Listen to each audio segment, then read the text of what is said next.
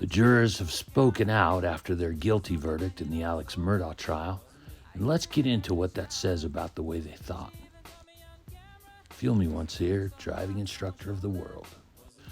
So the jurors delivered 2 hours and 51 minutes. Really, they said they were done just about 2 hours and 10 minutes, but they were trying to answer some questions.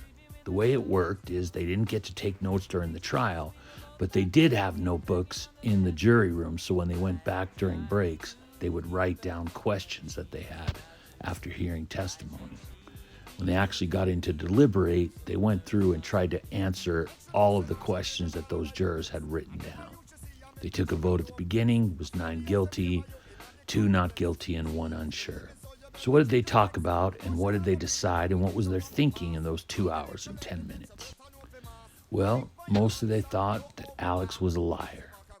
That's the thing that seems to keep coming up for them.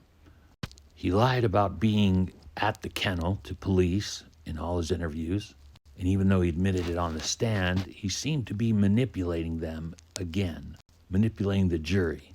He kept using Pawpaw and Mags to talk about Maggie and Paul, something he hadn't done in any other interview with police. Now, Miss Libby, his mom's caretaker, had called Paul Pawpaw, and it's Paul, not Paw. But that's just a, pronunciation thing. But that's the only time we'd ever heard him called Paul. The jurors felt like Alex hurt himself by taking the stand because they could see that he was trying to manipulate them. They didn't think he was really crying most of the time. A few thought they saw tears, but they still thought he was turning on and off his emotions. He never made an actual emotional connection with them, and that's important. They felt like that prosecution's argument of the storm resonated with them.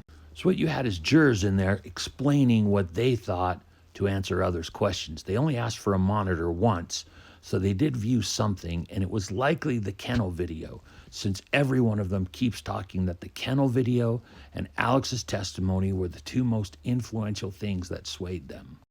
But they also mentioned the financial crimes. Now, they said they could only consider that toward motive, but they believed that since Alex was lying so much, that he was a liar about what happened to Paul and Maggie. That's not just considering those for motive. We're going to talk more about this when we talk about the appeals in the next video. They really didn't have an understanding of the timeline.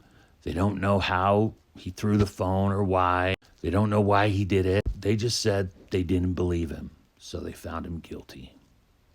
It's important.